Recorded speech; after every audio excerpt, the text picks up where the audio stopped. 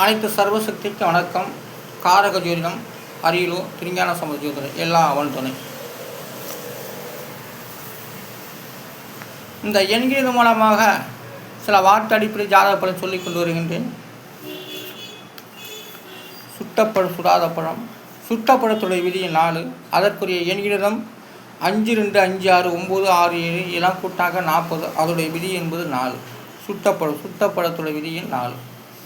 நாகப்பழம்னா கனிஞ்சாக்க காம்பிலிருந்து அது கீழே விழுந்து விட்டால் அது கீழே விழுந்தவுடன் கீழே விழுந்த பழத்தில் சில மண்ணுகள் விட்டுருக்கும். அதை அந்த பழத்தை எடுக்கும்போது நம்ம ஊதி விட்டு திங்கிறோம். அதுதான் சுட்டப்பழம்.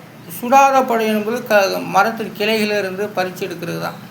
அது சுடாத பழம்னு பேர். அப்போ சுட்டப்பழத்துடைய விதி 4. சுடாத பழத்துடைய விதியின் 1. அதற்குரிய எண்களிடம் 5, 3, 7, 9, 6, 7 எல்லாம் கூட்டாக்க 37. அதோடைய விதி என்பது 1. அப்போது சுடாத பழத்துடைய விதியின் 1. அடுத்ததாக தஞ்சாவூருக்கு விதியின் 5. அதுக்கு அதோடைய எழுத்துக்கள் 5. அதோடைய எண்களிடம் 7, 1, 1, 5, 9 இதெல்லாம் கூட்டினாக்கா 23. அதோடைய விதி என்பது 5. அப்போ தஞ்சாவூருடைய விதியின் 5. 5ஆம் இடம் பாருங்கள். தஞ்சாவூருக்கு 5ஆம் இடம் வருகிறது. நெல் விளையும் பூமியாக ஒரு காலத்தில் வரகுலாம் விளைஞ்சிது, சோளம்லாம் விளைஞ்சிடாங்க என்ற அந்த ஏரியாக்காரங்க சொல்லிக்கிட்டாங்க முதியோர்கள். அவங்களாம் இப்போ கிடையாது. ஆனால் தஞ்சாவூரில் இப்போ எது எடுத்தாலும் நாற்று நட்டு நெற்பயிர் தான் சாகுபடிகள். அதுவும் டெல்டா மாவட்டம். ஆனால் தஞ்சாவூருடைய விதியின் 5. 5ஆம் இடம் அந்த ஒரு நேரத்தில் யாருக்குமே நல்ல சாணமாக இருந்தால் அந்த ஏரியா புகழ்பெற்று ஒரு எதிரியாக புகழ்பெற்று வரும். அதான் 5வது வீடு. 5ஆம் இடம் 5வது விதியன். அதான் 5ஆம் நம்பர்னு சொல்லுது. அந்த 5ஆம் நம்பருக்கு தஞ்சாவூருக்கு வந்துருக்கு. அப்போ தஞ்சாவூருடைய விதியின் 5. அதற்குரிய எண்களிடம் 7, 1, 1, 5, 9 எல்லாம் கூட்டாக 23. அதோடைய விதி என்பது 5. அப்போ தஞ்சாவூருடைய விதியின் 5. அடுத்ததாக நாகப்பட்டினத்துக்கு விதியின் 1. அதற்குரிய எண்களிடம் 6, 1, 6, 9, 2, 6, 9, 7 எல்லாம் கூட்டாக 46. அதோடைய விதி என்பது 1. அப்போ நாகப்பட்டினத்துடைய விதியின் 1. நாகப்பட்டினத்துடைய விதியின் 1 ரொம்ப சிறப்பான ஒரு இடமாக வருது நாகப்பட்டினம். அடுத்ததாக 1000 நிலைவேவா. 1000 நிலைவேவா என்று சொல்லுக்கு விதியின் 1. அதற்குரிய எண்களிடம் 8, 3, 3, 7, 9, 4, 6, 7, 3 இதெல்லாம் கூட்டாக்க 43. அதோடைய விதி என்பது 7. 1000 நிலைவேவா. 7ஆம் இடத்துல 7 கிரகம் இருந்தாலும் கூட அது 1000 நிலைவேவா என்று கூட சொல்லலாம். ஆனால் 7ஆம் இடத்துல சில கிரகம் கூட்டு சேர்ந்திருந்தால் அது 1000 நிலவுக்கு சமம். ஆனால் 1000 நிலவுங்கிறது உலகத்தில் இல்லை. ஒரு நிலவு. அந்த ஒரு நிலவாவது ஒரு கவிஞனுடைய கனவுல 1000 நிலைவாக வந்தது. அதான் 1000 நிலைவே வா. அது முன்கூட்டியே வந்துருச்சு. அப்புறம் தான் ஒரு 1000 நிலைவே வா என்று ஒரு வார்த்தை ஆரம்பித்து கவிதை எழுதியிருக்கிறார். அதனால் 1000 நிலைவே வா என்ற சொல்லுக்கு விதியின் 7. அதற்குரிய எண்ணிடம் 8, 3, 3, 7, 9, 4, 6, 3 இதெல்லாம் கூட்டாக்க 43. அதோடைய விதி என்பது 7. அடுத்ததாக கொல்லிமலைக்கு 5 எழுத்துக்கள். அதோடைய விதி என்பது 5. அதற்குரிய எண்களிடம் 3, 1, 5, 1, 8 எல்லாம் கூட்டாக 18. அதோடைய விதி என்பது 9.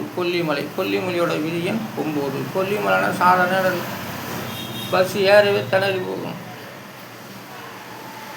பஸ்ஸே ஏறாது கொல்லிமலை மேலே. அந்த அளவுக்கு உள்ள ஒரு மலை. ஆனால் நல்லா ரோடு நல்லா அகலப்படுத்தி கொல்லிமலைக்கு போகிறதுக்கு பஸ் வசதிகள் எல்லாமே அனைத்து உண்டு. மேலே போனால் ஒரு கோயில் இருக்குது. ஆனால் கொல்லிமலை மேலே போனாக்க அருவிகளாக இருக்குது. அருவிலாம் பாட்டு வரலாம். அதான் கொல்லிமலையில் அருவிகளாக இருக்கும். கொல்லிமலை மேலே போக போக போக சில குடும்பம்லாம் இருக்குது. அங்கேயே ஸ்கூல் இருக்குது, பள்ளிக்கூடங்கள் இருக்குது, மக்கள்லாம் இருக்காங்க. கொல்லிமலையில் வசிக்கிறவங்களுக்கு கீழே உள்ள ஊரை பார்த்தாக்கா ரொம்ப அதிசயமாக இருப்பாங்க. ஆனால் கொல்லிமலையை விட்டு கீழே இறங்காதவங்க இந்த உலகத்தை பற்றி அவங்களுக்கு எதுவுமே தெரியல. ஏதோ சொல்கிறதோ சொல்லிக்கிட்டு வராங்க. ஆனால் கொல்லிமலையோட விதியின் 9. அதனால் கொல்லிமலையில் குடியிருக்கிறவங்களுக்கு நல்ல மளிகை பொருட்கள் எல்லா வசதி வாய்ப்புகளும் அரசாங்கம் ஏற்படுத்தி கொடுத்துருக்கு. ஆனால் அதோடைய விதி என்பது தான் 9. அதனால் கொல்லிமலையோட விதியின் 9. கொல்லிமலை மளிகைகள்லாம் இருக்குது. ஆனால் பஸ்ஸு போகிறது ரொம்ப கஷ்டப்படுங்க. சாமர்த்தியமாக ஒரு பஸ்ஸு போய் கொல்லிமலை மேலே ஏறி கொண்டு போய் எல்லாத்தையும் இறக்கி விட்றாங்க. அங்கேருந்து வரும்போது மினி வண்டி இருக்குது, எல்லாமே இருக்குது. அதனால் வந்து கொல்லிமலையோட விதியின் 9. அதான் கொல்லிமலை வந்து 9வது ஸ்தானத்தில் குருவோட வீட்டு இருக்குது. குரங்குமலை அடுத்ததாக வந்து குரங்குமலைக்கு வந்து விதியின் 8.